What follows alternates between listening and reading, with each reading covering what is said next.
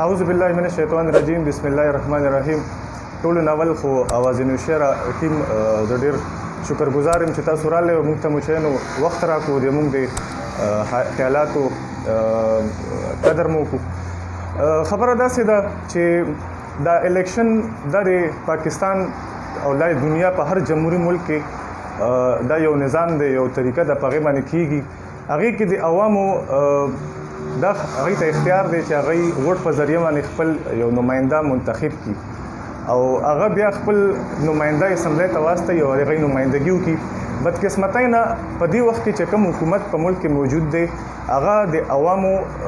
بالکل نه خیرخوا دی، نه د عوامو هغوی سره څه فکر شته. هغوی چې کوم پالیسیانې دي له هغوی چې کوم طریقې سره مطلب د ګراني مهنګایي او په هر لحاظ سره په هر فیلډ کې چې کومه تباهي جوړه کړې ده هغې نه عوامو ته ورځ په ورځ د مشکلات زیاتېږي لګیا دي او په هغې کې ورځ په ورځ باندې حالات هغوی ته ګرانېږي. نن حالات دومره پورې خراب دي چې د غریب عوامو خېټې ته اخري خبره راغلې ده. مخکې خو موږ به سوچ کولو چې مطلب نوکریانې او 50 لاک کورونه او 1 کروڑ نوکریانې دا چیزونه بي او دلته به انویسټمنټ راشي نورې دنیا نه او دلته به یو خوشحال پاکستان کوم چې دې موږ ته خیالي پاکستان یادولو به جوړ شي. خو چونکې اوس حالات دومره خراب شول چې نن په هر مالک کې په هر کلي کې په هر گاوند کې غریب بچي نه هر ود کېږي او دغه خېټې پورې هغه جنگ مطلب رالو اخیری. نو موږ دغه په خلاف باندې دا الیکشن نم دی او موږ دې ته یو جهاد یو نن ځکه هغې کې مخکې الیکشن کېږي همیشه په هر حلقه باندې هغې کې د هرې پارټۍ خپل یو کینډیډیټ وي، هغه یې سوالي، هغې خپل یو منشور وي، په یې باندې هغه الیکشن کوي. خو چونکې نن دا جنگ چې کوم دی دا د غریب عوام د خېټې لپاره دی نو دې کې موږ سره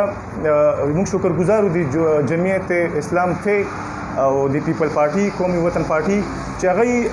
واقعي دا ګڼله چې موږ غرض دا دی چې دا عوام د دې مشکلاتو نه روزي د ګرانۍ په خلاف باندې دا کوم جهاد چې اختیارولي لاله په شکل کې دی په دې کې موږ د سره مرسته وکړو او د عوامو خیرخواهي حاصله کړو. زه په دې تاسو په وساده سره دا خبره کوم نور جماعتونو ته عوامي نشل پارټي ته که دوی واقعي دا ګڼي چې مطلب دوی دا غرض دی چې په دې ملک کې دا ګراني دا ختم شي، دا بېروزګاري ختم شي او د دې عوامو خیرخوا دي. دا څنګه چې موږ ګڼو چې دا یو جمهوري پارټي ده او دا دی د باچا خان بابا نظریه هم دا ده چې هغوی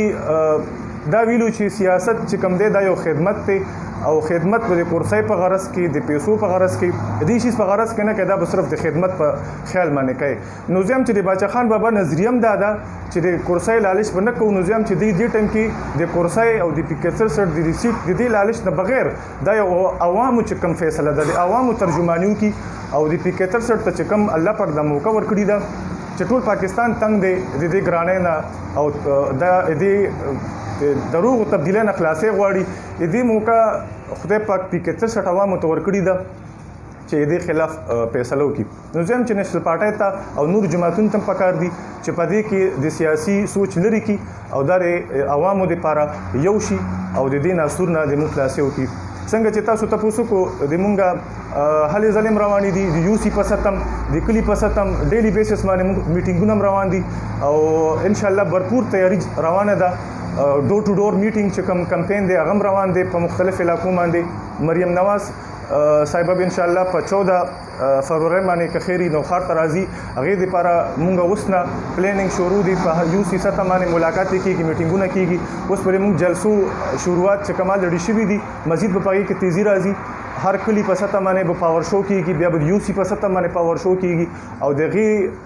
ټول نچوړ او د هغې ټوله خواري به انشاءالله 19 فروری باندې د ووټ په ذریعه باندې څرګنده شي او په 14 فروری چې کومه جلسه په نوخار کې کېږي به انشاءالله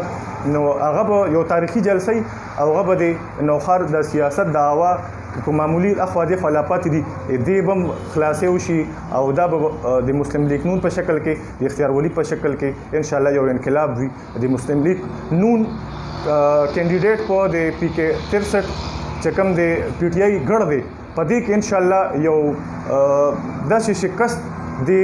اوران حکومت ته د ظالم حکومت ته داسې یو شکست به ورکوو انشاءالله چې هغه به یادګیرن وي او هغه به ټول ملک کې یو مطلب ډاډ اخلي خلکو نه او هغه به یو تاریخ وي انشاءالله. ډېره مهرباني جي. خپل حکومتي پیغام دوام ورته پیش کړو انشاءالله وخت نو وخت نو خاطر سیاست باندې نو چې تاسو سره ملاوي ډېره مننه ډېره مهرباني.